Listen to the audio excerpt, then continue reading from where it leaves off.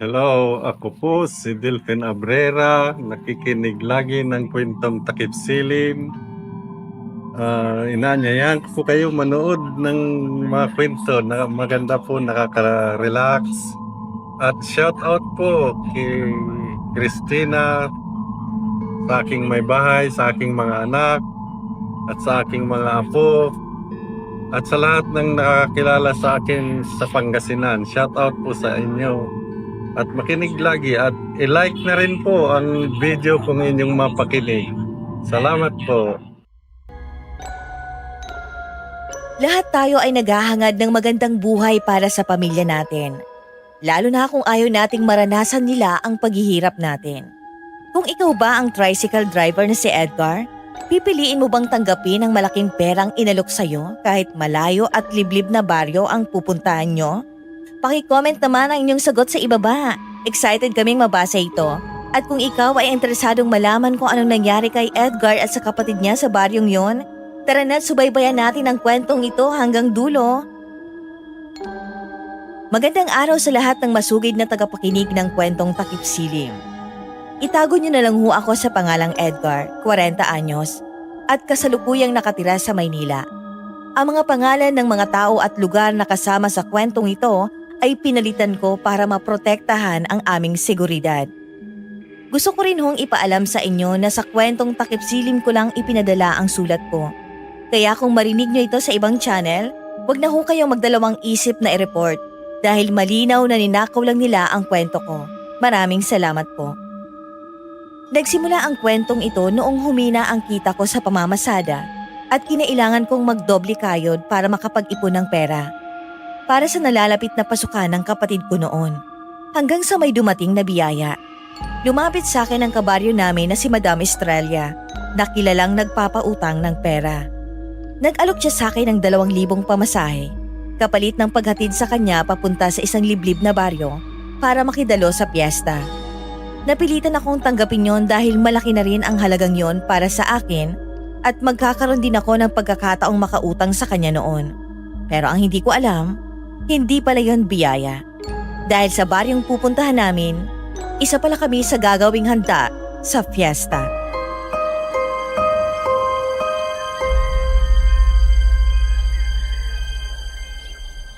Joel, alis na ako. Ikaw na ang bahala dito. Sasama ako sa'yo, kuya. Babagot kasi ako dito sa bahay. Joel, dito ka na lang. Sobrang init sa labas eh. Baka magkasakit ka pa ulit. Kuya, wala na akong sakit. Kita mo naman sobrang lusog ko na. Nagkataon lang na tinamaan ako ng lintik na dengue na yun. Kahit na Joel, alam mo naman na malaki ang nagastos natin noon sa ospital, di ba? 2 linggo pa lang mula nang ma-discharge ka. Sige na kuya, ayos lang talaga ako. Gusto ko talagang tumulong sa iyo eh. Total, para sa akin hindi naman ang ginagawa mo eh. Tsaka nawawalan na rin tayo ng oras sa isa't isa kaya gusto ko sana kahit sa biyahe man lang makabanding kita. Lagi na lang kasi akong mag-isa dito sa bahay. Ang boring ng bakasyon ko. Ay, ikaw talaga. Sige na nga, tara na. Yun, salamat kuya.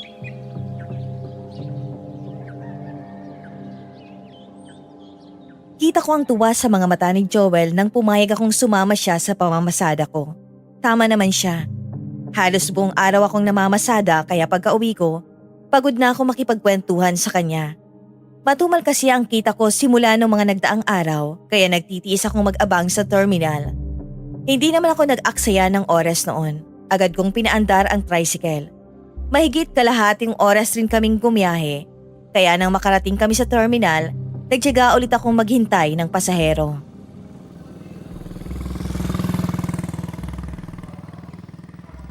Alam mo kuya, bilib talaga ako sa'yo.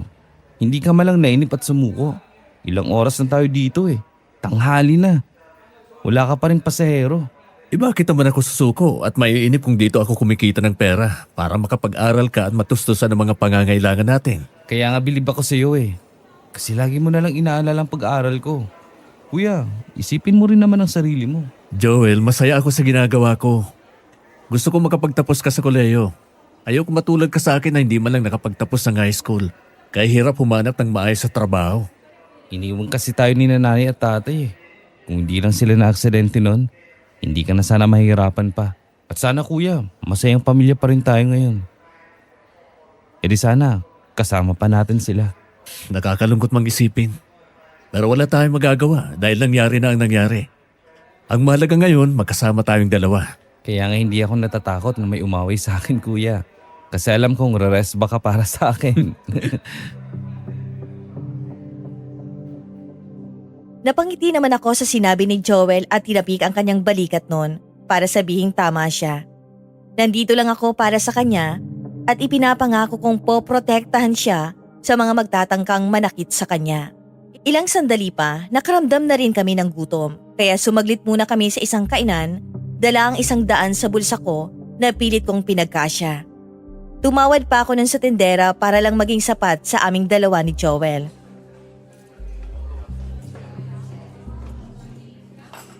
Kuya, bakit konti lang yung ulam at kanin mo? Hindi. Okay na to. Sigurado ka? Oo nga. Nagpapa-abs kasi ako eh. Ang baba. Huwag mong sabihin may natitipuan ka na, kuya. Uy, anong natitipuhan?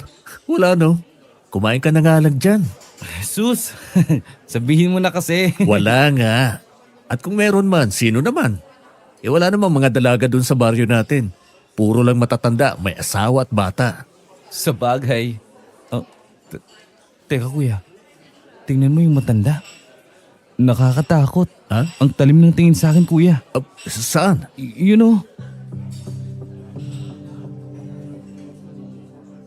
Napalingon naman ako sa matandang nakatingin ng seryoso sa amin at papalapit ito. May mahaba at maputing buhok, kulubot ang muka, at may dalang malaking bag at tungkod. Tansya ko ay nasa 80 anyos na ito. Pero bago pa ito makalapit, may lalaking customer na humarang rito at pinaalis. Kawawa naman si Lola. Anong kawawa? Nakakatakot nga siya eh. Halos lahat ng customer napatingin sa kanya. Akala ko nga lalapit sa atin. Joel, masamang iniisip mo. Matanda yun. Mukha ngang inabandon na ng mga anak eh. Basta kuya, nakakatakot siya. May dala pa siyang malaking bag. At saka, di ba ang sabi ng iba? Mga ganong itsura. Aswang. Aswang? Saan mo naman nakuha ang ideyang yan? Napag-usapan namin yan sa eskwelahan. Joel, kahit na may narinig ka mga ganong bagay, hindi pa rin tama na manghusga ka. Matanda na yun at dapat natin siyang irespeto. Hindi natin alam ang pinagdadaanan ng tao. Pasensya ka na kuya. Ayos lang, Joel. Sige na, ubusin mo na yung kinakain mo para makaalis na tayo dito. Nang matapos kaming kumain noon, lumabas na kami at bumalik sa terminal kung saan nakaparada ang tricycle ko. Mahigit 1 oras din kami naghintay ng pasahero bago ko napagpasyahang umuwi na lang dahil inaalala ko din ang kapatid ko.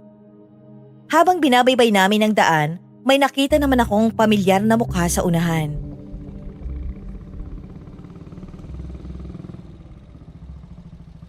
Teka, si Madam Estrella ba yung nasa unahan? Oo kuya, siya nga. Pero sino yung kasama niyong babae? Ngayon ko lang niya nakita. Hindi ko rin alam. Pero bakit naglalakad sila dito? Napakainit eh. Sasakay yata sila kuya, ihinto mo.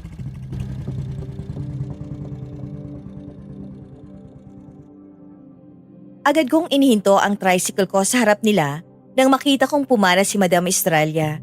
Napuko naman agad ang atensyon ko nang makita ang magandang mukha ng babaeng kasama niya. Maputi, medyo mataba, simple, pero maamo ang kanyang mukha.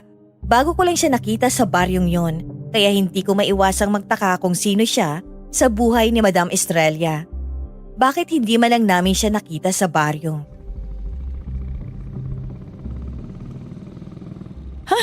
Mabuti naman at may nakita rin kaming tricycle.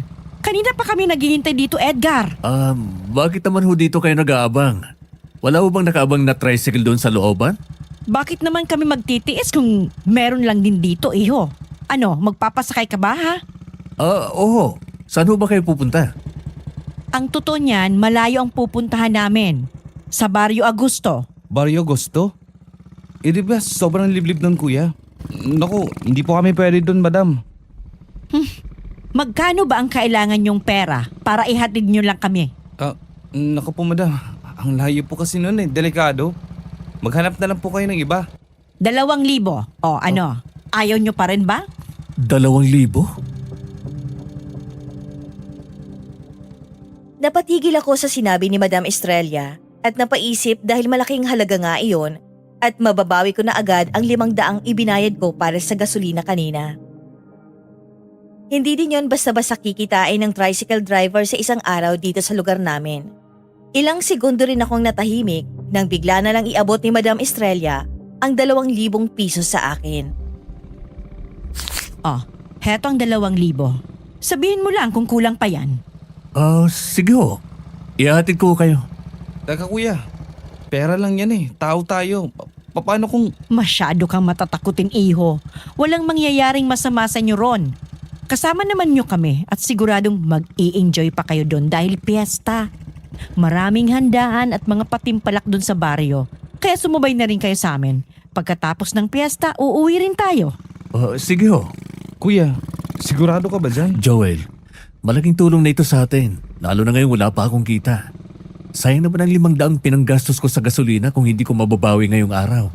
Biyaya na ito ng Diyos sa atin. Sige kuya, basta sasama ako sa iyo ha. Hindi kita pwedeng pabayaan mag-isa doon. Pero Joel, ang layo noon. Yun na nga eh. Ang layo ng baryong yun kaya kailangan mo ng kasama. Sige na kuya, pumahig ka na. Isama mo na siya, Edgar, para mas masaya. Sige na nga. Madam, sumakay na ho kayo. Tinanggap ko nga ang perang ibinigay sa akin ni Madam Estrella, kapalit ng paghatid namin sa kanila doon sa liblib na baryo ng Agusto. Pagkasakay nila, agad kong pinaandar ang tricycle at pinaliko pabalik sa dinaanan namin, palabas ng kalsada. Habang nasa biyahe kami noon, hindi naman napigilang magtanong sa akin ni Joel tungkol sa napapansin niya sa dalagang kasama ni Madam Estrella. Buti na lang malakas ang tunog ng makina kaya hindi kami naririnig.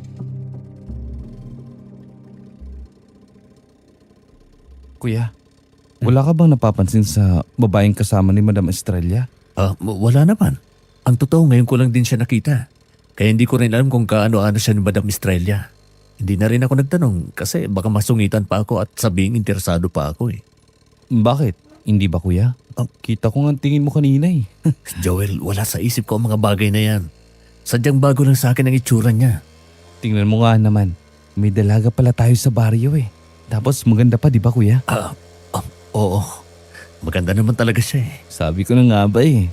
Nagagandaan ka. Pero alam mo kuya, sobrang tahimik kasi niya eh. At para bang ang lalim ng iniisip niya. Naku-curious lang ako. Ang weirdo kasi. Baka nahihiya lang, Joel. May mga ganyang klaseng tao talaga. Huwag na nga natin pag-usapan at baka marinig pa nila tayo. Pero kuya, bakit magkikipesta pa sila dun sa Barrio Agosto? Ang layo nun. May kamag-anak ba si Madam Estrella dun? Di ba matagal na siyang nakatira sa baryo natin? Hindi ko rin alam. Siguro nga. Pwede ba, Joel, huwag ka nang maraming tanong? Hindi natin ugaling mangialam sa buhay ng iba. Ang trabaho lang natin ngayon ay ihatid sila papunta sa baryong yon.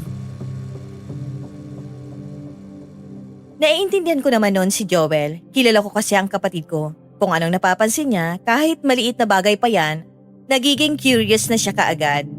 Pero syempre, ayoko ring marinig pa kami noon ni Madam Estrella at mag-isip pa tungkol doon dahil nakatuon lang ako lagi sa kung paano kikita ng pera noon. Hindi naman na ako kinulit ni Joel at habang binabaybay namin ang daan, napansin ko ang masyadong liblib ang lugar at tahimik kaya hindi ko maiwasang kilabutan. Nakadaan na ako dito dati. Pero mas naging liblib pa ang lugar dahil mas marami na ang mga puno at ang iba ay patay na ang mga dahon dahil siguro sa sobrang init. Oh, iho, dito sa daanang to tayo papasok. Pero sa pagkakaalala ko, diretso lang ho ang daan. Hindi, iho. Ako ang sundin mo. Dito sa daanang to ang daan papasok. Pero madam. Ay, sumunod ka na lang. Ano ba, Edgar? Oo, sige ho. Wala nga ako nagawa nun kahit sa pagkakaalala ko, diretso lang dapat ang daan. Lumiko kami nun sa kaliwa at lubak-lubak ang daanang yon kaya medyo nahirapan ako sa pagmamaneho.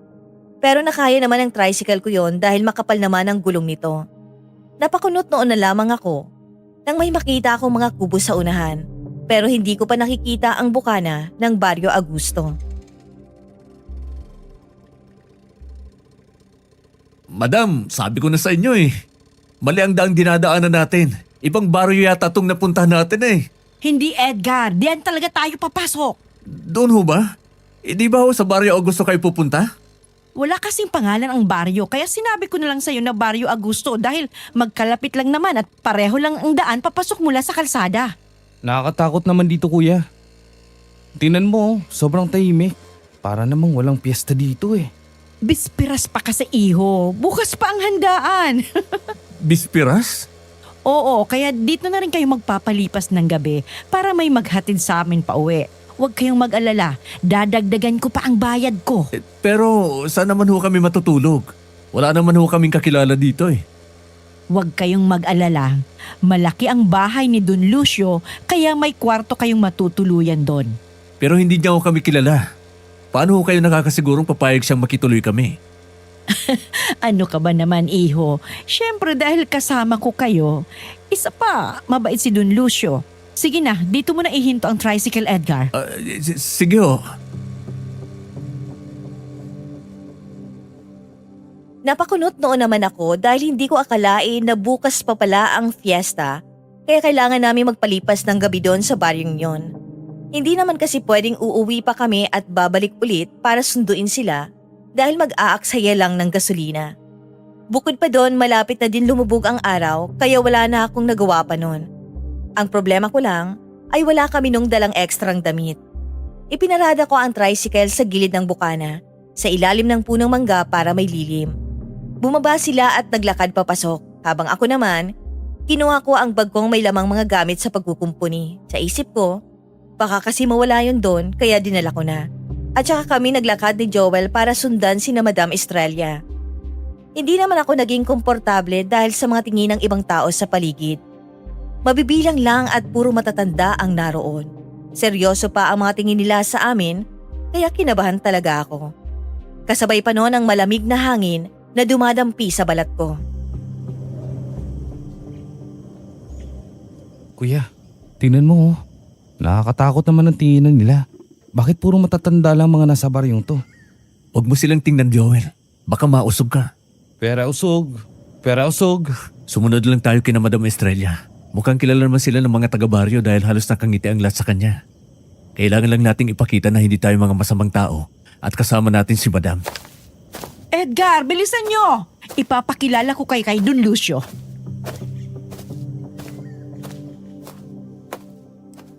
Nakita ko si Madam Estrella at ang dalaga na nasa tapat ng isang ancestral house. Pumukaw naman ito agad ng atensyon ko. Malaki ito at halatang pinaglumaan na ng panahon. Napalilibutan ito ng mga kubo kaya naging sentro ito sa lahat ng mga kubong nasa baryong yon. Paglapit namin doon, bigla namang bumukas ang pinto at bumungad ang may edad na lalaki. Nakasuot ito ng puting barong at itim na pantalon na para bang bumangon sa kabaong dahil sa maputla nitong itsura. Pero hindi maikakaila ang kagwapuhan niya kahit na matanda na. Magandang hapon po sa inyo, Don Lucio. Tulad ng aking ipinangako, nandito na po kami. Magaling, Estrella. Ako nga pala si Lucio. O kilala bilang Don Lucio. Ang pilodo ng baryong ito. Ako naman ho si Edgar. At kasama ko ang kapatid ko si Joel. Tricycle driver ho ako at kami ang naghatid kay Madam Estrella dito. Salamat kung ganon. Dahil wala magyayaring fiesta kung hindi dumating si Estrella. Alam nyo naman pong hindi ko kayo bibiguin, Don Lucio. Kasama ko na si Rona at tulad ng napag-usapan natin. Alam ko. Mamaya mag-uusap tayo. Halina kayo, pumasok na kayo. May nakahandang maraming pagkain para sa inyo. Halina kayo, pumasok tayo. Kuya, talaga bang papasok tayo dyan? Sumunod ka na lang, Joel. Tara na sa loob.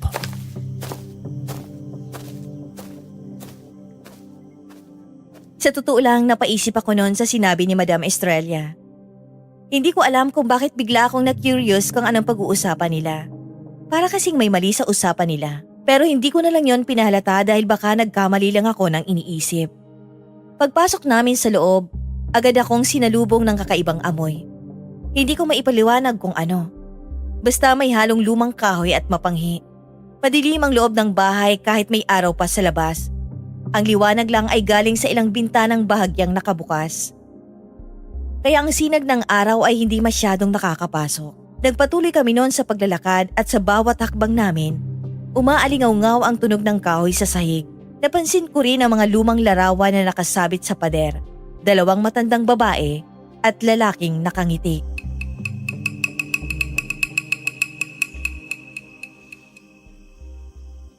Sino kaya sila? Sila kaya mga magulang ni Don Lucio? Ang creepy naman ng bahay na to, kuya. Sobrang laki at may kakaibang amoy.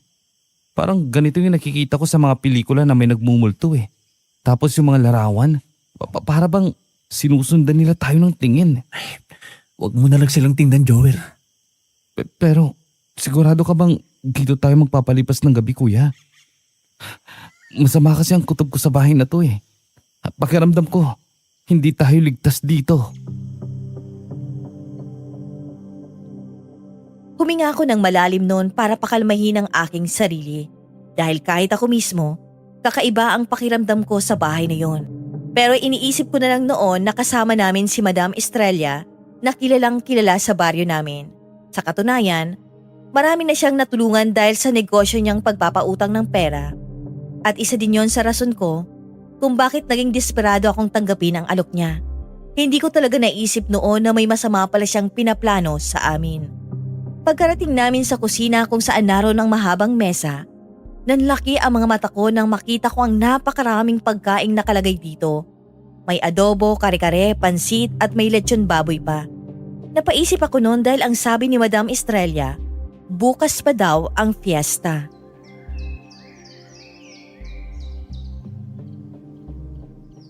Ang daming pagkain, kuya. Hindi ba besperas pa lang ngayon? Oo nga eh. Oh, bakit parang nagulat kayo? Ha? Ang dami po kasing pagkain eh. Hindi po ba bukas pa ang piyesta, madam? Nagpahanda ako ng masarap na hapunan para sa inyo. Ganito na talaga ang nakasanayan ko kapag may bisita. Sige na, halina kayo at kumain na. Rona, Iha, dito ka sa tabi ko. Sige po, Chang. Nagulat talaga ako sa sinabi ni Don Lucio na hapunan na pala yun. 5:00 pa lang kasi ng hapon, kaya ang aga pa para maghapunan. Napaisip din ako at nagtaka dahil sa dami ng pagkain nakahanda sa mesa. Sobra-sobra pa yon para kay Madam Estrella at kay Rona. Para bang alam niyang darating kami. Pagkaupo namin sa mahabang mesa, sandaling katahimikan ang bumalot sa kusina. Sumandok si Madam Estrella ng ulam at inilagay ito sa pinggan ni Rona. Nagkatinginan kami ni Joel hanggang sa nagsalita si Don Lucio.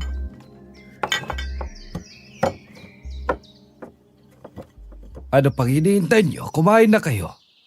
Oh, Edgar, kumain na kayo. Bakit ang tatahimik ninyo?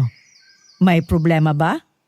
Hindi ba ninyo nagustuhan ang mga pagkain inihanda ko? Ay, nakakayaw kasi. Hindi naman ako kami bisita dito. Sinamahan lang ho namin si Madam Estrella. Nagpapatawa ka ba, iho? Hindi kayo taga rito at pinatuloy ko kayo sa bahay ko. Paano mo nasabing hindi ko kayo bisita? Sige na, kumain na kayo. Pagkatapos nito, ihatid kayo ni Manong Lito sa tutuluyan yung kwarto. Ayos lang ho ba sa inyo?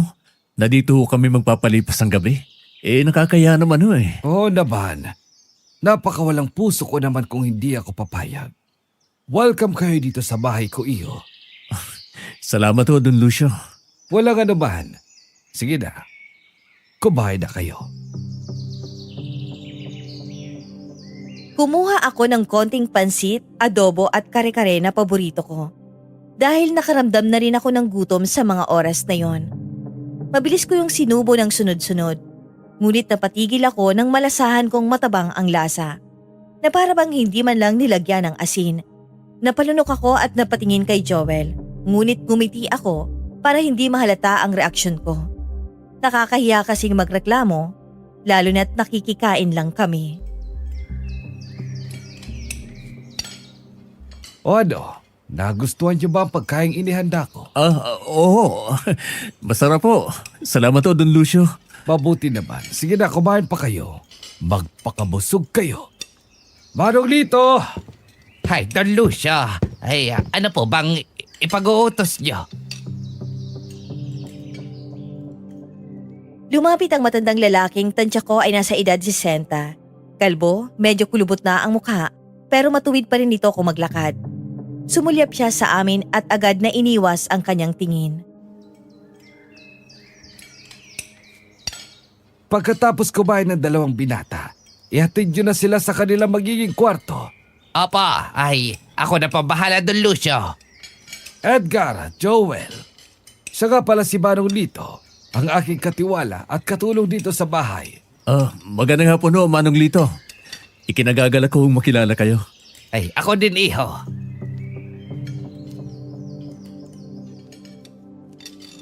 Pagkatapos naming kumain, sumunod agad kami kay Manong Lito. Umakyat kami sa hagdanan patungo sa ikalawang palapag kung saan naroroon ang kwarto. Pagbukas ni Manong Lito ng pinto, bumungad sa amin ang silid na may 2 bintanang gawa sa kahoy. May kama pero medyo madilim ang itsura dahil nakasarado ang mga bintana. Ay, heto ang magiging kwarto nyo. Ayos lang ba sa inyo? Nako, ayos na ayos ho, Manong. Maraming salamat ho, ah. Ay, mabuti naman kung gano'n. O siya, ay, bago ako umalis, may kailangan pa ba kayo? Wala na ho. Sigurado kayo, iho. Ay, ilang minuto na lang, kakagat ng dilim. Bawal lang lumabas ng kwarto. Kaya sabihin nyo na kaagad sa akin ngayon. Bawal po lumabas ng kwarto? Bakit po? Basta patakaran nyo ni Don Lucio. Sundin nyo na lang kung ayaw nyong magalit si Don Lucio sa inyo. Oo, sige ho. Ay, o siya, ay aalis na ako. Pagkaalis ni Manong Lito, agad niyang isinara ang pinto ng kwarto. Nagkatinginan kami ni Joel, parehong napapaisip sa patakaran at pati na rin sa lasa ng pagkain kanina.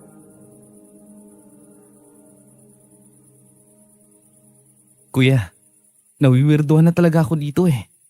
Mukhang tama ang kutob ko. Hindi tayo ligtas dito. Pakiramdam ko may kakaiba kay Don Lucio. Ano bang iniisip mo, Joel? Kuya, yung mga pagkain, sobrang sarap tingnan pero nang matikman ko, sobrang tabang. Hindi ba? Tama ka. Nagulat nga din ako, Joel eh. Pero ayoko namang magreklamo dahil nakakaya. Napapaisip lang ako kung bakit. Baka naubusan lang sila ng asin dahil malayo ang baryo sa bayan. Pero mayaman naman si Don Lucio. Dapat napaghandaan niya ang piyesa, di ba? Yun na nga nakapagtataka kuya eh. Ang weirdo talaga. Tapos may patakaran pang bawal lumabas mamaya. Bakit? Anong meron tuwing gabi? Hindi ko rin alam. Hindi rin ako komportable dito eh. Kaya bukas, pagkatapos ng piyesta, yayayain ko na agad sila Madam Estrella na umuwi. Ayoko na magtagal pa dito. Lalo na't wala tayong dalang ekstrang damit. Hindi ko naman kasi alam na dito tayo magpapalipas ng gabi. Pakiramdam ko, sinadya ito ni Madam Estrella. Sinadya niyang hindi sabihin sa atin. Joel, wala tayo sa lugar para mambintang. Binayaran tayo ni Madam Estrella ng malaki para ihatid natin sila dito. Kaya huwag kang mag-isip ng ganyan. Pero, paano kung tama ang duda ko kuya? Anong ibig mong sabihin? Kuya, ang sabi nila, takot ang aswang sa asin at bawang. Kung wala silang asin sa bahay, ibig sabihin, takot sila sa asin. Paano kung aswang pala sila? Aswang?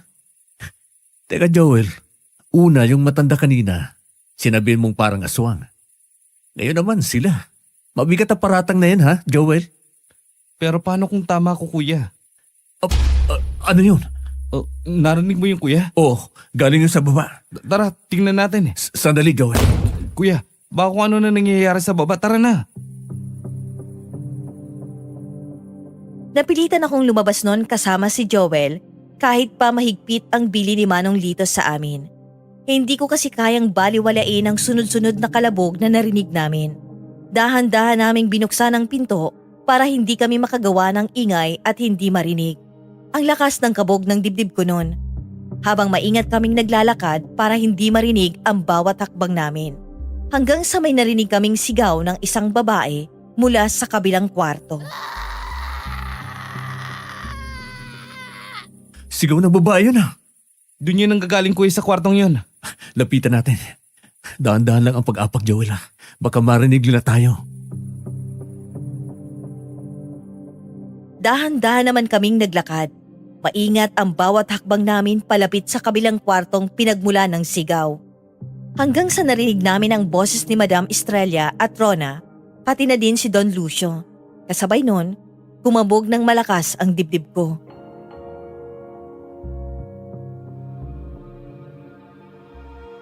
Wala ka nang magagawa. Gagawin ka na naming hapunan bukas ng gabi. Kayong tatlo ng dalawang mangmang na binata. Magiging ingrande ang aming handaan bukas. Manloloko kayo. Niloko niyo ako. Isa ka palang aswang. Paano mo nagawa sa sarili mong pamangkin to, Chang? Bakit? Ang dami mong satsat. Masyado kang madrama. Wala ka rin namang pakinabang kaya ibebenta na lang kita kay Don Lucio. Nang sa ganun ay makinabang ako. Wala kang puso. Sarili mong dugo'y pinagkanulo mo. Paano ba Iha? Mas pabigat ang pera para kay Estrella kumpara sa dugong nananalaytay sa inyo. Pero bakit? Bakit aswang ka, Chang?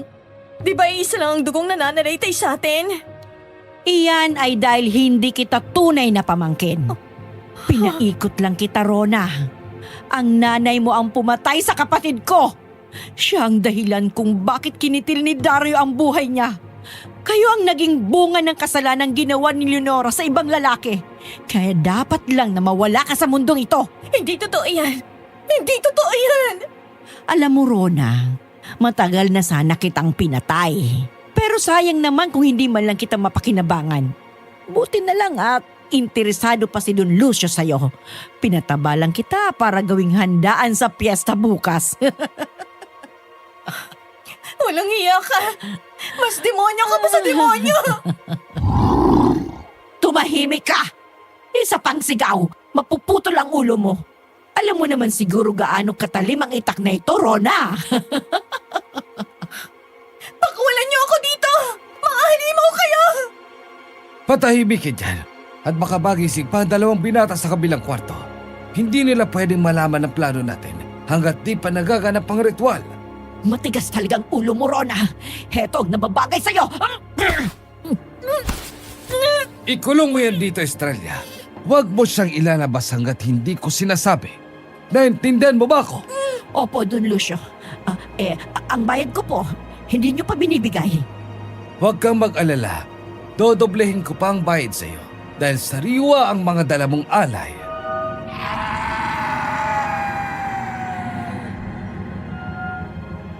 Nagulantang kami pareho ni Joel sa narinig at nanginig ako sa takot. Gusto ko mang tulungan si Rona ay pinigilan ako noon ni Joel.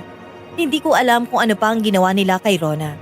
Pero tanging mahinang pag-ungol na lang ang naririnig mula sa loob at ang pag-uusap ni Don Lucio at Madam Estrella.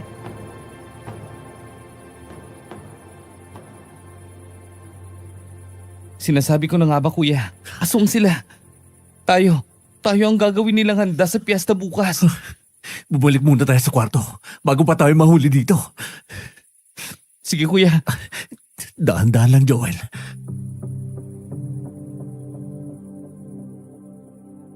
Dahan-dahan kaming naglakad pabalik sa kwarto at ramdam ko ang panginginig ng mga kamay ko. Rinig ko rin ang paghinga ng malalim ni Joel nang tuluyan kaming makapasok sa loob. Sinasabi ko ng haba. Naloko tayo ng matandang yung kuya. Kaya pala ang tabang ng pagkain kahit mukhang masarap. At kaya pala ayaw nila tayong lumabas sa gabi dahil tama ang hinala ko. Mga aswang sila. Hindi lang yun, Joel. Nasa panganib ang buhay ni Rona. Wala namang kasalanan si Rona sa kasalanan ng nanay niya. Sadyang mukhang pera lang matandang yun. Pero siyang naging bunga ng kasalanan ni Joel. Diyos ko, kuya. Umalis na tayo dito habang buhay pa tayo, habang may oras pa. Hindi natin pwedeng iwanan si Rona. Kailangan natin siyang iligtas. Pero paano naman tayo, kuya? Hindi naman natin kilala yung si Rona. Mas importante ang buhay natin. Joel, hindi kakayanin ng konsensya ko na umalis dito habang may ibang nasa panganib. Baka nakalimutan mo na ang itinuro ni tatay sa atin. Pero anong gagawin natin dito, ha? Kung hindi pa tayo alas dito, mamamatay tayo. Ganito, magpapanggap muna tayo na walang alam. Sigurado akong wala silang alam na nakita natin sila. Hahanap ako ng pagkakataon para maitakas si Rona bukas ang umaga. Tatakas tayo, Joel. Isasama natin si Rona. Sana kasi hindi na lang tayo nagpunta dito. Nagpasilaw tayo sa pera ng aswang na yun. Patawarin mo na ako, Joel. Naging desperado lang ako sa pera. Kaya nalagay tayo sa sitwasyong ito. Naintindihan naman kita, kuya. Wala kang kasalanan. Ginawa mo lang yun para sa akin. Sadyang tuso lang talaga ang aswang na yun. Lumabas na sila.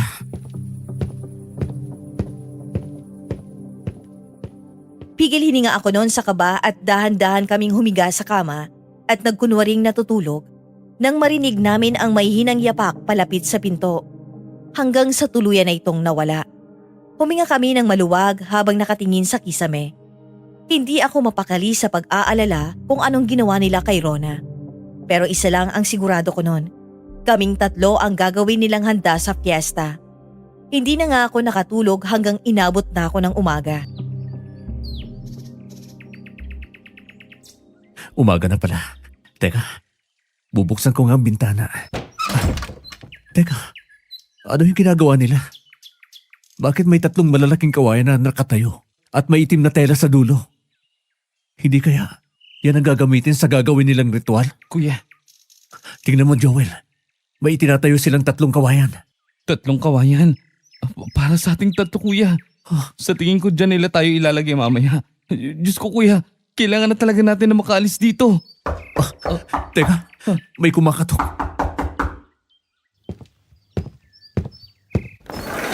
Magandang umaga sa inyo mga iho. Buti naman at gising na kayo. Nakahanda ng almusal sa ibaba. Pinapatawag na kayo ni Don Lucio. Sige ho. Susunod ho kami. O sige, bilisan nyo. Ayaw niyang pinaghihintay siya. Oo. Pagkaalis ni Manong Lito, nagkatinginan kami ni Joel habang nag-iisip ako ng plano. Hindi lang para sa amin ng kapatid ko kundi pati na rin kay Rona. Huminga ako ng malalim para kumalma kahit papano.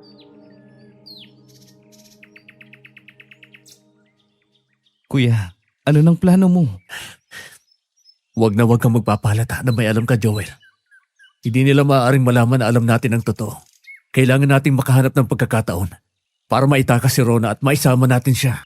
Pero paano? Basta, sabayan mo na lang ako sa lahat ng sasabihin ko. Tara na.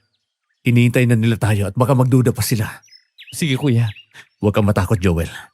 Nandito lang ako para protektahan ka. Tumango lang si Joel sa akin pero halata ko ang takot sa kanyang mukha noon. Naglakad kami noon palabas ng kwarto at bumaba ng hagdanan. Pagdating namin sa kusina, nakita namin sina Madam Estrella at Don Lucio na nakaupo. Napatingin ako sa hapag.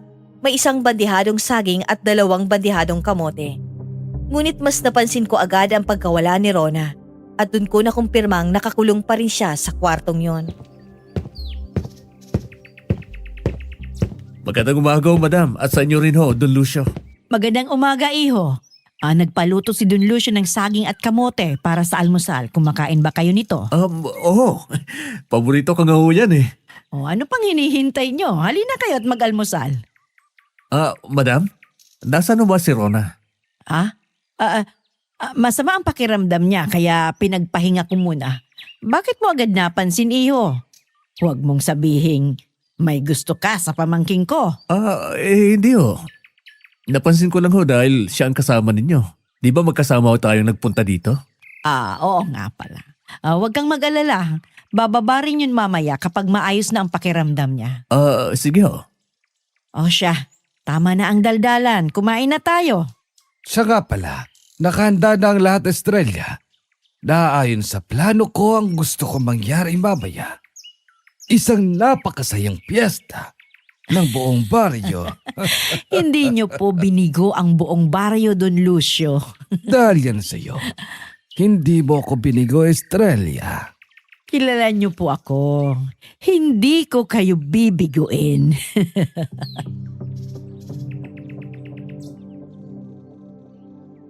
Saglit kami nagkatinginan ni Joel habang tahimik na kumakain. Hindi ko pinahalata na may nalalaman ako. Kumilos ako na parang wala lang. Pero pansin ko ang mga sulyap ni Madam Estrella sa amin.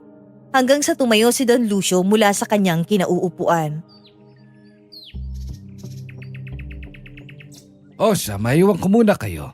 May asikasuin lang ako sa labas. Teka lang ho. May palaro ba? May nakita ho kasi akong mga kawayan na nakatayo. Oo, may patimpalak babaya. Kaya ihanda ninyo ang sarili ninyo. Ihanda ang sarili? Ang ibig niyang sabihin, kailangan niyong makisama at sumali, iho. Ah, nakakaya naman ho eh. Huwag kayong mahihiya, mababait ang mga tao rito. Sa isip ko noon, napakagaling talaga nilang magpanggap at manloko. Ang hindi nila alam na namin ang totoo at naghihintay na lang ako ng tamang tiyempo para makaalis sa impyernong napasukan namin ng kapatid ko, kasama ang isa pa nilang biktima. Oh, ano yun? Baka pusa lang yon. Pusa? Wala naman po kami nakitang pusa dito eh. May pusang gala na pumapasok dito, kaya sigurado akong pusa yon. Maniwala ka, iho, pusa lang yon. Nahuli ko nga kagabi na tinangay ang kare-kare na itinabi ko. Siguro nga ho, pusa lang yun. Ang mabuti pa, sumama muna kayo sa akin sa labas para naman malibang kayo. Abala ang mga tao sa paghahanda ng gaganaping salo-salo mamaya. Madam? Madam, itatanong ko lang ho sana kung anong oras ho ba tayo uuwi. Mamaya, pagkatapos ng salo-salo, iho. O siya, sige na, halina kayo sa labas. Sumunod lang kami sa kanya na parang walang nangyayari. Habang naglalakad naman kami, may biglang tumawag sa kanya na babae. Habang ako naman, pasimpleng tinitingnan kung saan kami pwedeng dumaan para makatakas ng tahimik. Hanggang sa may narinig kaming boses ng matandang lalaki sa likuran.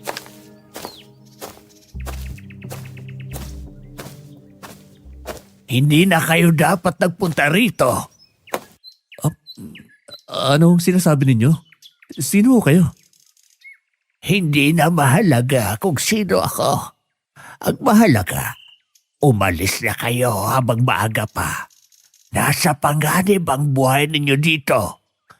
Anong alam ninyo? Hindi nyo pa ba alam na mga aswang ang nakatira sa baryong to?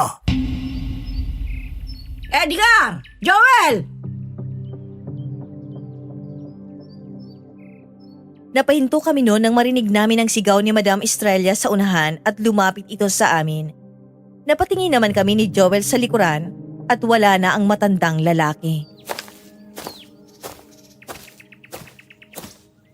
Anong sinabi ng matandang yun sa inyo? Madam, tinatanong lang ho kami kung sino kami at anong pangalan namin. Ano pa? Pinakilala ho namin ang sarili namin. Tapos bigla niyo ho kaming tinawag kaya natigil ho ang pag-uusap namin. Umalis na po siya, kuya. Huwag kayong makipag-usap ulit sa kanya. Sino ho ba yun, madam? Siya si Apo Beltran, ang tiyuhin ni Don Lucio. May problema yun sa pag-iisip, kaya huwag nyo nalang pansinin. Ganun ho ba? Pasensya na ho, di ho namin alam eh. Walang problema, iho. Pinapaalalahanan ko lang kayo. Sa totoo lang, kinabahan ako doon pero pilit kong pinapakalma ang aking sarili at gumiti sa harap ni Madam Estrella. Niyaya niya kami na makipagkilala sa mga tao sa baryong yon. Puro may edad na ang nandun. Kita ko naman noon kung paano sila makatingin sa amin at pinili ko na lang iwasan yon hanggang sa nagpasya na kaming bumalik sa bahay para mananghalian. Nadatnan namin si Don Lucio na nagbabasa ng maliit na libro habang nakaupo sa harap ng hapagkainang may nakahandang pagkain. Bagong putay ang mga yon, tulad ng adobong manok at nilagang baboy. Mabuti naman at nandito na kayo. Nakahanda na ang tanghalian natin. Nagpaluto ako ng adobong manok at sinigang na baboy. Dito kayo, iho. Maupo na kayo at kakain na. Wala pa ho ba ang mga bisita ninyo? Bisita! Tanghalian pa lang to, iyo. Hindi pa nagsisimula ang selebrasyon ng buong baryo para sa piyesta. Kaya sige na, kumain na kayo. Sige ho. Saglit kaming nagkatinginan ni Joel at nagsandok ako ng kanin at nilagang baboy. At tulad ng inaasahan ko, matabang ito. Pero hindi na ako nagreklamo pa at nagpatuloy lang sa pagsubo habang nag-iisip ng plano kung paano namin maitatakas si Rona at kung paano kami makakaalis sa baryo ng mga aswang. Hanggang sa naramdaman ko na lang na nahihilo ako at bigla na lang nagdilim ang paningin ko. Nagising na lang ako sa isang madilim na kwarto. Nakatali ang aking mga kamay, ganun din si Joel. At nakita ko din si Rona na nakatali din sa upuan katabi ko. Mabigat ang pakiramdam ng ulo ko. Parang umiikot ang buong kwarto kahit nakapiring ang mga mata ko. Hanggang sa narinig ko ang boses ni Joel. Kuya, Joel, ayos ka lang ba? may inilagay sila sa pagkain natin. Ha? Kaya tayo nawalan ng malay. Kaya nagtagumpay silang kulungin tayo dito. Pucha, mga ayop sila. Pakawalan niyo kami dito!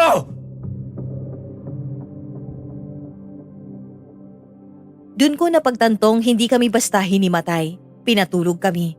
Pinilit kong igalaw ang kamay ko. Maigpit ang tali, pero luma na ang lubid at kumakaskas ito sa balat ko. Alam na kaya nila na alam natin.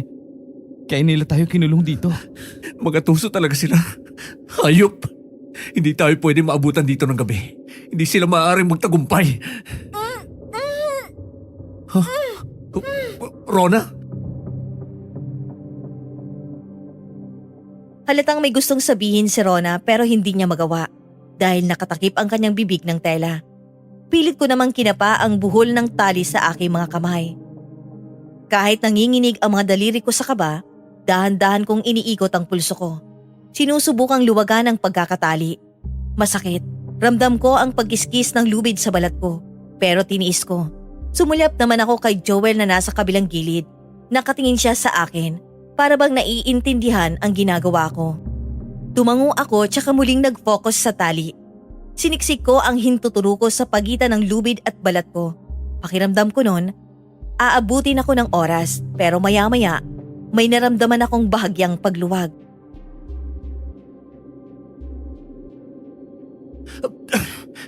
Malapit na. Konti na lang. Paano mo ginawa, kuya? Hinahanap ko lang yung pinakamaluwag na parte ng buhol. Huwag mo lalabanan agad. Paluwagin mo muna. Dahan-dahan. Sige, kuya. Napatigil ako noon nang biglang bumukas ang pinto. Hininto ko ang paggalaw ng aking mga kamay hanggang sa bumungad sa harapan namin si Madam Estrella. Gising na pala kayo. Kumusta? Nasorpresa ba kayo? Madam, bakit mo kami kinulong dito? Anong ginawa namin sa'yo? Wala kaming ginawang masama sa inyo. Pakawalan mo kami dito! Pakawalan? At bakit ko naman gagawin yon? Akala nyo ba wala akong alam? Akala nyo ba makakapagsinungaling kayo sa akin? Pasensya na. Mas magaling ako sa inyo. At ngayon di na kayo makakatakas pa. Bilang na lang ang oras ng mga buhay ninyo. Walang hiya ka! Napakasama mo! Halimaw! O di ba? Alam na alam mong halimaw ako. Pero ang tanong, gusto mo bang makita kung gaano ako kahalimaw? Nakita na namin kung gaano kakahalimaw. Aswang! Sinasabi ko na nga ba, hindi talaga ako nagkakamali ng duda. Oo! Aswang ako! Pati na ang buong baryong to. Ang pinuno namin ay si Don Lucio! Pinagtagpi-tagpi ko ang lahat ng nangyari at binalikan. Doon ko napagtanto kung bakit walang pangalan ng baryo at ang tawag nila kay Don Lucio na pinuno. At kaya pala matabang laging pagkain nila dahil aswang pala sila. O siya, maiwan ko muna kayo at ako'y may gagawin lang, iho. Huwag kayong mag-alala. Malapit na namin kayong ilabas dito. Nakikiusap mo ako sa inyo. Pakawalan niyo kami! Huwag niyo gawin to, Madam Estrella! Aba, kanina lang nagtatapang-tapangan at ngayon nakikiusap? Napakagaling! Hayop ka talaga! Sige na, iiwan ko na kayo dito. Huwag kayong mag-alala. Bilang na lang ang mga oras nyo. Pusit! Pagkaalis ni Madam Estrella, pinagpatuloy ko ang pagkalas sa tali hanggang sa tuluyan na nga akong makawala. Mabilis ko namang kinalagan si Joel at saglit na niyakap. Bago ko kinalagan si Rona at tinanggal ang nakataling telang nakatakip sa bibig niya. Salamat, Edgar. Huwag kang maingay. Tatakas tayo dito. Tara kuya, bago pa nila tayo maabutin dito. Hindi tayo pwedeng lumabas. Sigurado akong nasa labas sila. Sandali lang. Pagkakita ko sa dalawang bintana ng kwarto, dahan-dahan ko yung binuksan. Pagtingin ko, nasa likurang bahagi pala ito ng bahay. Tinatantya kong nasa 5 metro ang taas nito mula sa lupa. Kumakagat na ang dilim nun, kaya hindi na ako nag-aksaya pa ng oras. Agad ako naghanap ng mga damit na pwedeng ipagdugtong-dugtong para magamit namin sa pagbaba. Anong ginagawa mo kuya? Teka, ito na lang palang itinali sa atin. Kailangan natin to para makababa doon sa baba. Sigurado ka ba dyan kuya? Diyan talaga tayo dadaan? Wala na tayong pagpipilian pa. Ito na ang pinakaligtas na paraan. Walang bantay, walang kahit isang tao.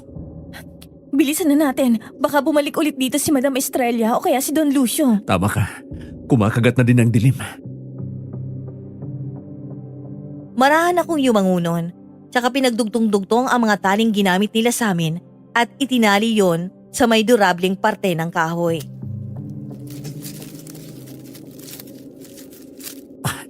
Ayos, maigpit na to. Akong mauna. Kuya, sigurado ka ba? Ang taas niyan. Wala na tayong choice. Kapag nakababa na ako, akong sasalo sa inyong dalawa. Dahan-dahan lang. Sige, ingat ka kuya. Huwag kang bibitaw, Edgar. Huminga ako ng malalim bago ko hinawakan ang tali. Dahan-dahan akong bumaba mula sa bintana. Ramdam ko ang gaspang ng lubid sa palad ko habang pababa ako. Kada galaw, ingat na ingat ako hanggang sa tuluyan akong makalapag sa lupa. Ayos. Joel, ikaw na. Kuya, nanginginigan pa ako. Kaya mo yan. Huwag kang titingin sa baba. Sa akin ka lang tumingin. Joel, dahan-dahan lang. Sige, Hawakan mong mabuti yung tali. Unti-unting bumaba si Joel. Kita ko kung paano siya manginig habang kapit na kapit sa lubid. Biglang napahigpit ang hawak ko nang madulas siya saglit. lintik na yan. Kapit lang. Huwag kang bibitaw. Joel, kaya mo yan. Sandali. Kunti na lang. Malapit ka na. Sa uling galaw na pabitaw si Joel, pero agad ko siyang nasalo. Pareho kaming napaupo sa lupa sa lakas ng impact.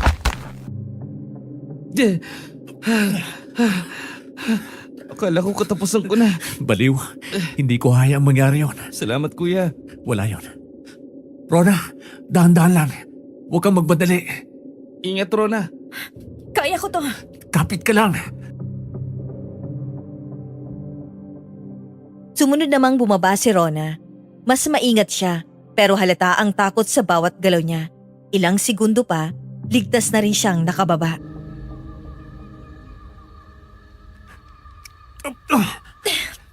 Salamat. Akala ko mahuhulog ako. Tara na. Saan tayo pupunta? Nakatakas ang mga bihag! Habulin niyo sila! Kuya, narinig mo yun? Hinahanap na nila tayo. Takbo! Bilis! Saan tayo pupunta? Yung tricycle. Lintek, may bantay dito. Dito tayo. Ay, Kuya, may daan dito papasok sa gubat. sige, kailangan muna natin maghanap ng matataguan. Bilisan nyo. Hindi na kami nag-aksaya pa ng oras. Agad kaming tumakbo palayo sa bahay habang rinig na rinig ang sigawan at yabag ng mga aswang sa likuran namin. Lalo pang lumakas ang kaba ko nang makita ko ang mga aswang sa unahan na naghahanap sa amin.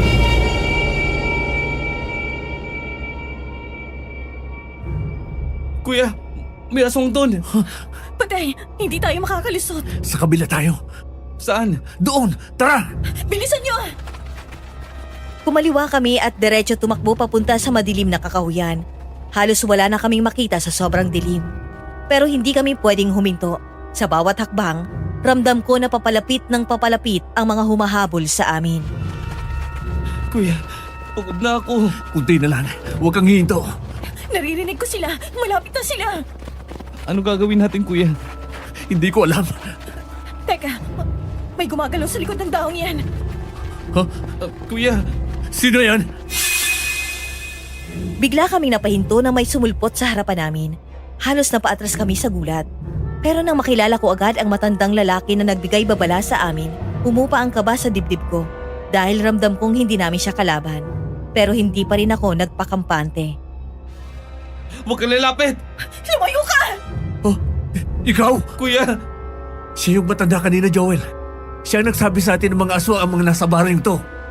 Malapit na sila. Kung ayaw niyong mahuli, sumunod kayo sa akin. Kuya, baka isa rin siya sa kanila. Baka trap lang to. Wala na kayong oras magduda. Papunta sila dito.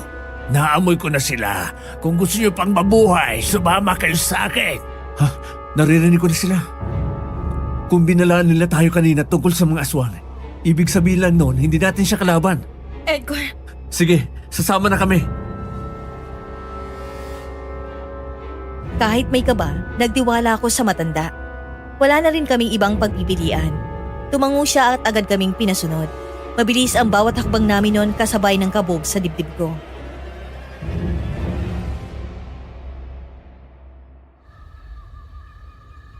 Ay dito, bilisan niyo. Saan tayo pupunta? hindi ko na alam. Sundan na lang natin siya. May lugar akong alam na hindi nila basta mapapasok. Sigurado ka ba dyan? Sana totoo yan. Kailangan nating sumugal. Ilang minuto kaming tumakbo sa gitna ng kakahuyan hanggang sa makarating kami sa isang tagong lugar, isang kuweba na halos hindi mapapansin sa dilim. Kuweba? Ligtas na ba tayo dito? Kailangan natin magtiwala sa kanya. Huwag lang tayong gumawa ng kahit anong ingay. Tara, pasok na. Isa-isa kaming pumasok sa loob ng kuweba, madilim at malamig. Pero sa sandaling yon, yun na lang ang tanging lugar na pwede naming pagtaguan. Sa isip ko noon, pansamantala lang yon dahil hindi pa tapos ang bangungot na pinasok namin. Hindi na din nagtagal pa si Apo Beltran. Agad siyang umalis at dun ko nasabing hindi nga siya kalaban at may mabuti siyang puso. Kahit na posibleng isa din siyang aswang.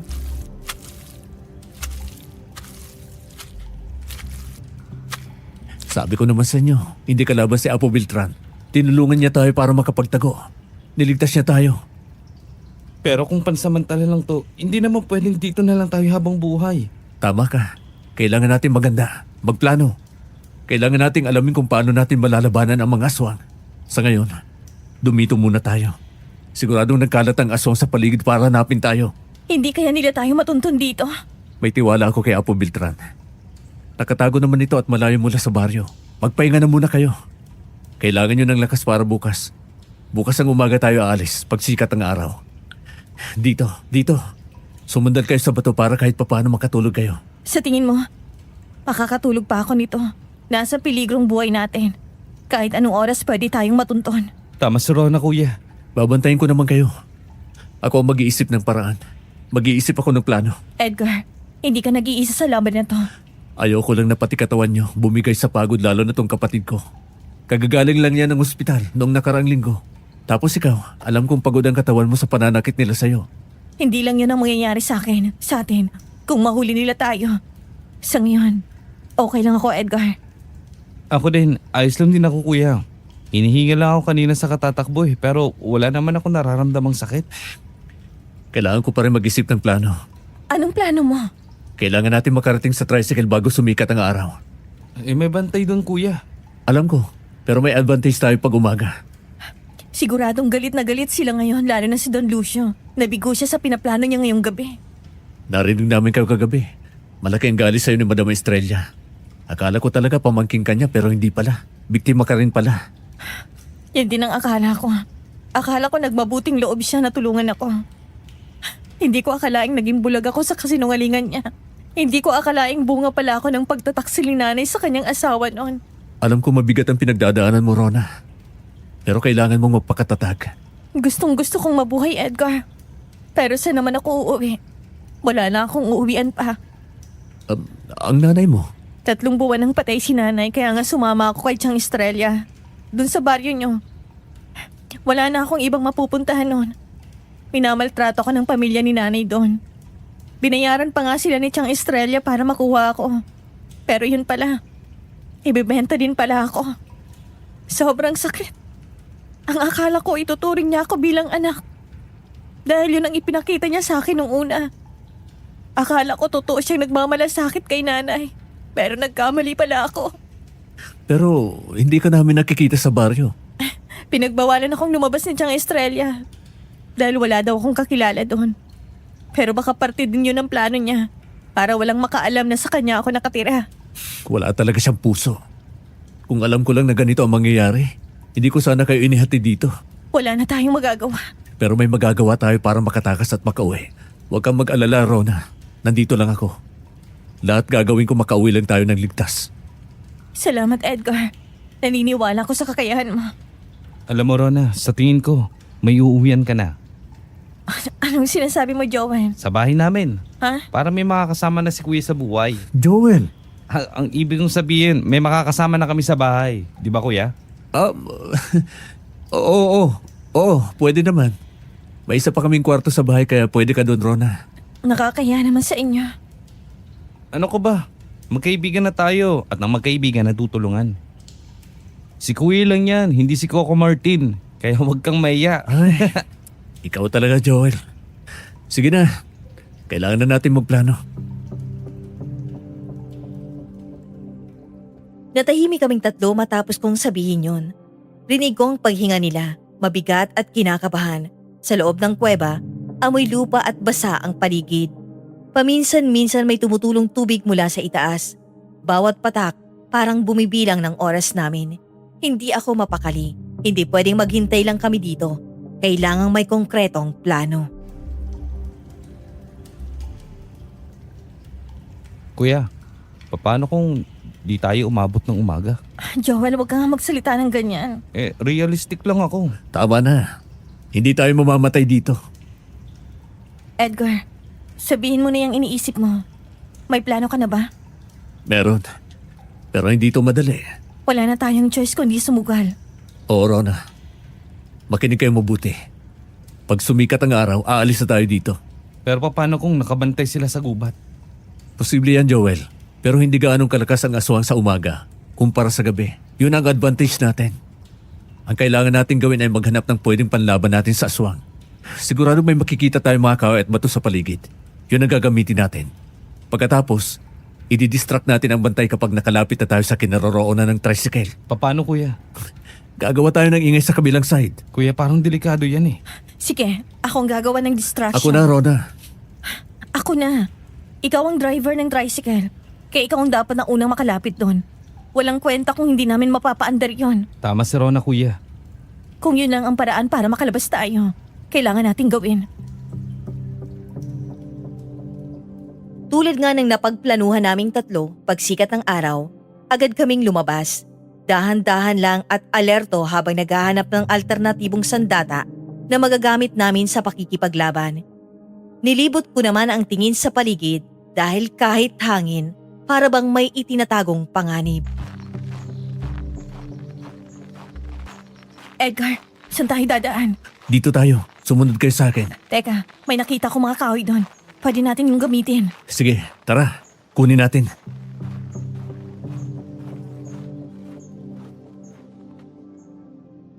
Habang naglalakad kami, bigla akong napahinto nang may nakita kong halaman sa ilalim ng puno. Gumagapang at magkakadikit ang maliliit na dahon. Parang biglang bumalik sa isip ko ang isang alaala noong bata pa lamang ako. Oh, sandali. Ano yun? May nakita akong makabuhay. Makabuhay? Ano yan? Halaman yan. Nilalagay namin to dati sa bintana nung buntis si nanay. Panlaban sa ano? Sabi ni nanay, panlaban sa aswang. Nilalagay to ni tatay nung malapit sa bintana dahil takot daw ang aswang dito. So gagamitin natin yan? Oo. Hindi natin alam kung totoo o hindi. Pero kailangan natin magbakasakali. Pinutol ko ang ilang tangkay ng makabuhay at maingat na hinawakan. Habang ginagawa ko yon, biglang may kaluskos mula sa puno. Hanggang sa may biglang sumulpot na uwak.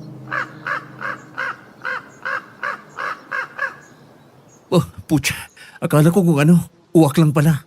Nakakatakot naman ang ibong yan. Marami talagang ganyan sa mga ganitong lugar. Heto. Tag-isa tayo para may proteksyon kayo kung sakaling may umataking aswang sa atin. Salamat, Edgar. Marahan akong yumango at naglakad na kami noon patungo sa baryo. Dahan-dahan lang ang lakad namin noon hanggang sa may dalawang matandang babae akong nakita sa unahan at sigurado akong mga aswang sila.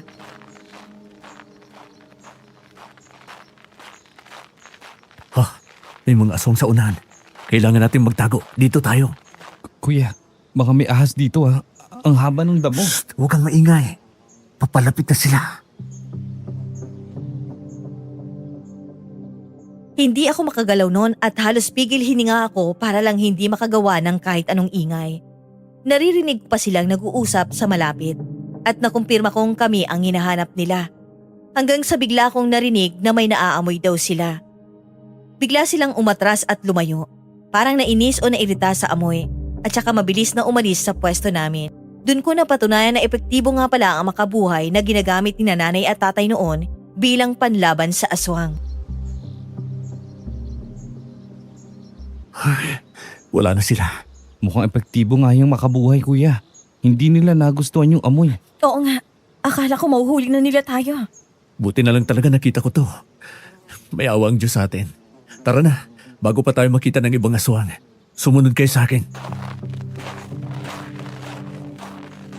Nagpatuloy kami sa paglalakad hanggang sa makarating kami sa likuran ng mga puno at mahabang bakuran, katabi ng bahay ni Don Lucio. Kung saan tanaw namin ang tricycle sa unahan. Nanlaki ang mga mata ko nang makita ko si Don Lucio at Madam Estrella na nag-uusap. Pumintig ng mabilis ang dibdib ko. Halo-halong galit at takot ang naramdaman ko. Galit dahil sa panulokong ginawa nila sa amin at takot dahil alam kong oras na malaman nila na nandito kami, papatayin nila kami. Pero handa na akong lumaban kung sakali man kahit aswang pa sila.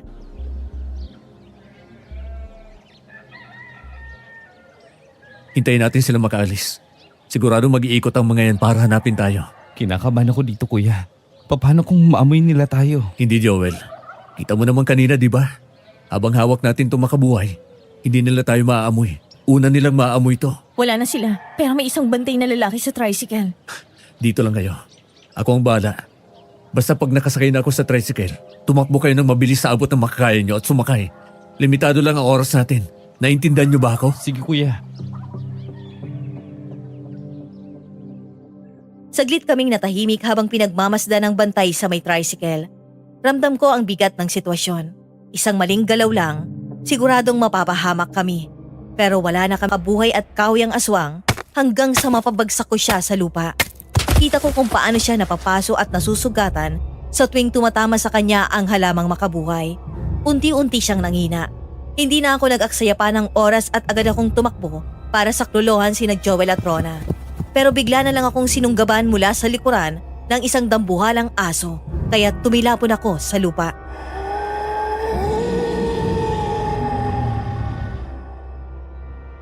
Nabigo ko ang buong baryo dahil sa ginawa niyo. Kaya ngayon, magpabayad kayo. Ikaw ang dapat magbayad dahil sa panluloko mo sa amin! Isa kang demonyo! Tama ka. Demonyo ako. Kaya dadalhin kita sa impyerno. Hindi ako pwedeng sumuko. Hanggat nabubuhay ako, lalaban ako! Mabilis na muling nagpalit ng anyo si Don Lucio bilang isang dambuhalang aso. Mahina na ang katawan ko noon, pero pilit pa rin akong tumayo at lumaban. Mabuti na lang at nakailag ako agad sa pagsunggab niya. Tsaka ko siya hinampas sa likod gamit ang makabuhay at kasunod ang kahoy na hawak ko. Napahiyaw siya sa sakit, pero sadyang malakas talaga ang aswang na yon. Bigla niya akong muling sinunggaban at tumilapon ako sa lupa. Hindi niya na ako tinigilan at akala ko noon ay katapusan ko na. Hanggang sa bigla na lang sumulpot ang isa pang dambuhalang aso at sumunggab sa kanya. Kita ko ang matinding paglalaban ng dalawang dambuhalang aso. Oh, inatake din siya ng aswang. Si Joel at Rona, kailangan ko silang puntahan. Teka, mga aswang laban sa aswang? Anong nangyayari? Naguguluhan man ako noon kung bakit nag-aaway ang aswang laban sa aswang ay hindi na ako nag-aksaya pa ng oras para hanapin sina Joel at Rona. Hindi ko mapapatawad ang sarili ko kapag may nangyari sa kanila. Nabigo ako, pumalpak ako at sobrang galit ang nararamdaman ko noon na may halong takot na baka may nangyari na sa kapatid ko, pati na din kay Rona. Hanggang sa nakita ko na lang na nakabulagta si Rona sa lupa habang si Joel naman ay sugatan. Sa distansya nila, naglalaban ang mga aswang. Joel! Kuya! Ayos ka lang? Patawarin mo ako kung di kita naprotektahan. Si Rona, kuya. Niligtas niya ang buhay ko. Kuya, wala na siya. Hindi. Rona! Rona! Kuya, hindi na natin siya maiuwi sa bahay tulad ng sinabi ko sa kanya. Mga hayop sila. Patawarin mo ako, Rona. Patawarin mo ako kung nabigo akong protektahan ka. Salamat, Rona. Salamat sa pagligtas mo sa akin. Umalis na kayo! Habang may oras pa! Umalis na kayo! Si Apo Beltran. Dun ko nakumpirmang si Apo Beltran ang umatake kay Don Lucio at hindi lahat ng aswang sa baryong yon ay masama. At utang ko sa kanya ang buhay ko. Kuya, tara na. Kailangan na nating umalis. Sige, Joel. Tara. May sugat ka sa braso. Kalmot lang yan, kuya. Tara na. Inalalayan ko si Joel noon sa paglalakad at napatingin naman ako sa nakabulagtang bangkay ni Madam Estrella sa lupa habang patuloy pa din sa matinding labanan ang dalawang dambuhalang aso na si Apo Beltran at Don Lucio. Mahirap man sa akin na iwan ang bangkay ni Rona. Wala na akong nagawa nun kundi umalis habang nagpapatayan ng mga aswang. Isinakay ko si Joel sa loob tsaka ko pinaandar ang tricycle.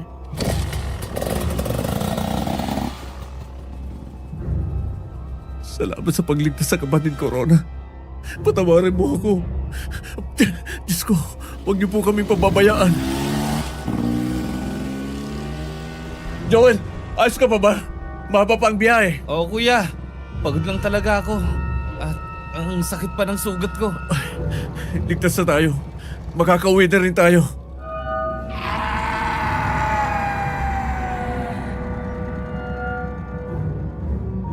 Maaliwalas pa ang langit noon at ang sikat ng araw ay parang nagbibigay ng pekeng kapayapaan sa lahat ng nangyayari. Para bang nagbigay sa akin ng trauma ang bangungot na yon. May namatay na inosente pero wala akong nagawa kundi iwan ito at itago ang lahat dahil alam kong walang maniniwala sa aswang. Sobrang bigat sa loob ko yon. Pero pilit akong nagpapakatatag para sa kapatid ko. Mahaba naman ang naging biyahe namin noon bago kami nakauwi sa bahay. Napatingin naman sa amin ang mga tao sa baryo namin dahil sa sugat na natamo ni Joel. Akala siguro nila ay nadisgrasya kami at pinili naman naming itago ang totoong nangyari.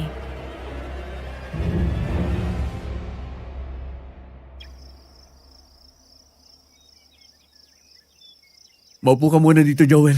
Gagamutin ko ang sugat mo. Sige, kuya. Kaya ko pa naman ang sakit. Sadali lang. Kukunin ko lang ang first aid sa kwarto.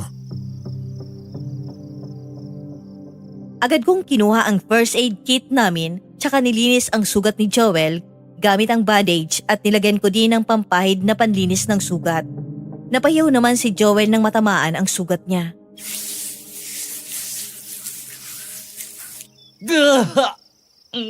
Ang sakit. Saglit lang to, Joel. Tiisin mo. Oo, kuya. Sige lang, malayo to sa bituka. Ito. Masakit to. Tiisin mo. Lintik. Ang hapdi.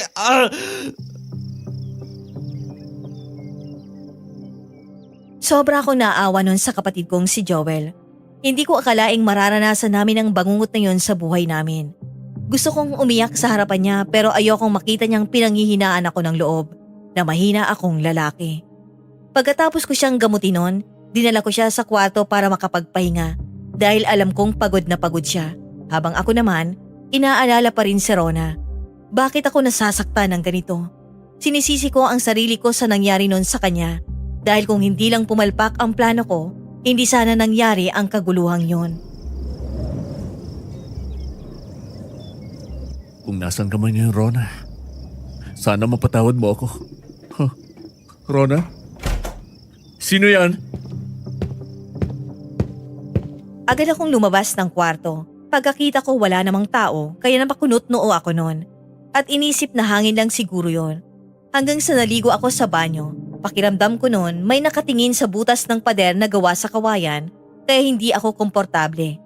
Wala naman akong nakita pero hindi ko alam kung bakit may mali sa pakiramdam ko. Epekto ba to sa lahat ng nangyari? Kung ano-ano na lang ang naisip ko. Hindi! Joel! Joel! Joel, anong nangyari sa'yo? Kuya si Rona, napanaginipan ko siya. Bumabalik sa alaala ko kung paano siya pinatay ng aswang na yun. Kung hindi niya ako niligtas, patay na sana ako ngayon, kuya. Sinakripisyo niya ang buhay niya para sa akin. Tahan na, Joel. Tahan na. Wala na tayong magagawa. Nangyari na ang nangyari. At alam kong kasalanan ko itong lahat. Kasalanan ko ang lahat. Wala kang kasalanan, kuya. Ang mga aswang na yun, sila ang may kasalanan. Wala silang puso. Pinatay ng aswang si Rona. Pero hindi lahat ng aswang sa baryong yun ay masama katulad ni Apo Beltran. Tinulungan niya tayo. Kung hindi dahil sa kanya at mga kasama niya, patay na ako, Joel. Naging emosyonal ang pag-uusap namin ni Joel. Para bang ang hirap bumalik sa dating buhay pagkatapos ng nangyari. Huminga ako ng malalim para mapakalma ang aking sarili. Hindi din nagtagal, nakatulog ako dala ng pagod na nararamdaman ko. Edgar, Rona? Buhay ka? huwag mong sisihin ang sarili mo. Akong pumili ng tadhana ko, Edgar. Wala kang kasalanan. Rona, nabigo ko kayo. Palpak ang plano ko kaya tayo nalagay sa alanganin. Kasalanan ko ang lahat. Edgar, tandaan mo. Hinahangaan kita. Dahil sa tapang mo at napakabuti mong puso. Rona, Huwag mo sanang kakalimutan kung sino ka. Mag-iingat ka. Paalam, Edgar. Rona! Sa isang iglap nawala si Rona na parang hangin at napabalikwas ako ng gising. Doon ko napagtanto na panaginip lang pala yon. Hindi ko alam kung bunga lang ba yon ng pagod at iniisip ko o kung totoong nagpakita si Rona sa panaginip ko para mawala yung konsensya na nararamdaman ko. Kinagabihan, nagluto na ako ng hapunan namin ni Joel tulad ng dati. Pinilit kong bumalik sa dati naming buhay na tahimik. Sinubukan kong kalimutan ang lahat ng nangyari sa baryong yon para makapagsimula ulit. Kumain ka pa ng marami, Joel. Magpalakas ka. Kuya, ayos ka lang ba? Oo. Ayos lang ako. Iniisip mo pa din ba ang nangyari kay Rona? Napanaginipan ko siya kanina. Ang sabi niya sa akin, hindi ko daw dapat sisihin ang sarili ko sa nangyari. Pero hindi ko alam kung totoo ba talaga yung panaginip na yon. Ubunga lang yun ng pagod. Kuya, kahit wala na si Rona, naniniwala akong naririnig ka niya. Tama naman siya. Wala kang kasalanan, kuya. Lahat tayo naging biktima lang ng mga aswang. Sa tingin mo, nagtagubay kaya si Apo Beltran na patayin si Don Lucio? O siya ang napatay ng demonyong yon? Kuya, huwag mo nang isipin ang bagay na yan. Ang importante ngayon ay ligtas na tayo. Malayo na tayo sa baryong yun. Gustuin ko man na magsumbong sa mga pulis. Siguradong walang maniniwala sa akin. At hindi na dapat na pinupuntan pa ang baryong yon. Marahang yumango si Joel sa sinabi ko noon. Pagkatapos naman naming kumain, nagpahinga na kami para makabawi ng lakas ang aming katawan. Hanggang sa nagising na lang ako hating gabi na may narinig akong malakas na kalabog mula sa bintana. Kasabay noon ang sigaw ni Joel mula sa kabilang. Hindi na kami papayag na muling maging biktima. Sinubukan pang lumipad pataas ng halimaw pero nangihina na ito dahil sa asin at bawang na itinapon ni Joel. Hindi na ito ganon kabilis tulad kanina. Buong lakas kong ibinagsak ang bolo sa katawan nito. Isa, dalawa, hanggang sa tuluyan nitong mawala ng lakas at bumagsak sa lupa. Walang pag-aalinlangan, pinagtulungan nilang bugbugin ang matandang aswang. Kasabay noon ang nakabibinging hiyaw nito.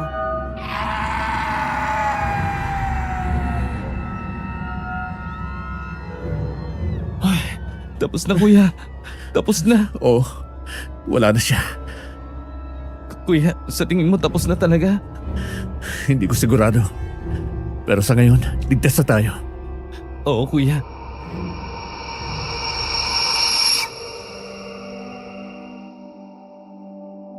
Sa unang pagkakataon matapos ang lahat ng nangyari, nakaramdam ako ng konting kapayapaan. Hindi man tuluyang nawala ang sakit, natutunan naming harapin ang takot.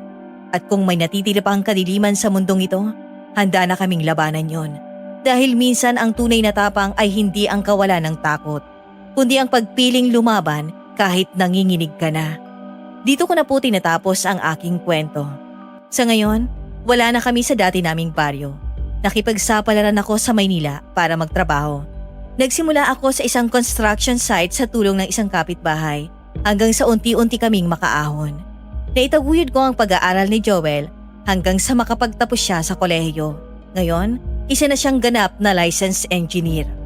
Ako naman, kahit papaano ay nakapagtayo na rin ng sarili kong maliit na negosyo. Isang sari-sari store at bigasan sa tulong ng kapatid ko. Sa paglipas ng mga taon, natagpuan ko rin ang babaeng makakasama ko habang buhay at unti-unti na rin akong nakausad mula sa pagkawala ni Rona. Pero kailanman, hindi ko makakalimutan ang sakripisyong ginawa niya para sa amin, lalo na para sa kapatid ko. Hanggang dito na lamang po. Maraming salamat po sa mga masugid na tagapakinig na sinamahan ako hanggang dulo. God bless you all. Mga katakip silim, ang kwentong narinig natin ay hindi lang basta pananakot. May mga aral din itong iniwan na dapat nating tandaan. Una, hindi lahat ng mukhang biyaya ay totoong biyaya. Minsan, yung akala mong magandang oportunidad, dun pala nakatago ang peligro. Kaya nararapat lamang na maging mapanuri at hindi padalos-dalos sa pagtanggap ng mga alok. Lalo na kung ito'y nagmumula sa hindi natin lubusang kilala. Sa gitna ng kadiliman, ipinakita rin ng kwento na ang tapang ay hindi nasusukat sa lakas ng katawan, kundi sa lakas ng loob na lumaban kahit na naig ang takot. Sapagkat sa oras ng panganib, doon nauhubog ang tunay na pagkatao. Higit sa lahat, pinatunayan ng karanasang ito na ang pagmamahal sa pamilya ang isa sa pinakamalakas na sandata laban sa anumang uri ng kasamaan. Ito ang nagbibigay sa atin ng dahilan para magpatuloy, para lumaban, at para mabuhay. At bago po pala tayo magtapos, maraming salamat po sa lahat ng ating avid listeners na patuloy na sumusuporta at nakikinig sa ating mga kwento. Inaanyayahan ko rin po kayong bisitahin at pakinggan ang iba pa naming mga channels tulad ng Aswang Confession, Aswang Radio, Aswang Diaries, Miss Ami Aswang Love Stories, Sitio Pangil at Sitio Bangungot.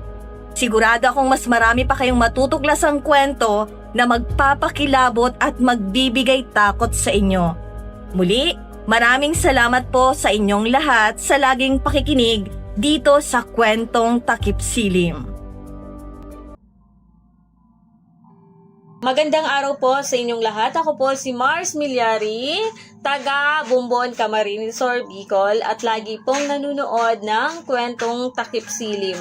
Shoutout po sa lahat ng mga taga Sonpor, Barangay Karangkang, Family Pertes at shoutout din po sa mga taga Son 7 Siyempre Bumbon, Camarines Sur, Family Milyari at sa lahat po ng mga aking mga kapitbahay. Manood na rin po kayo ng Kwentong Takip Silim at i-subscribe nyo po ang kanilang YouTube channel.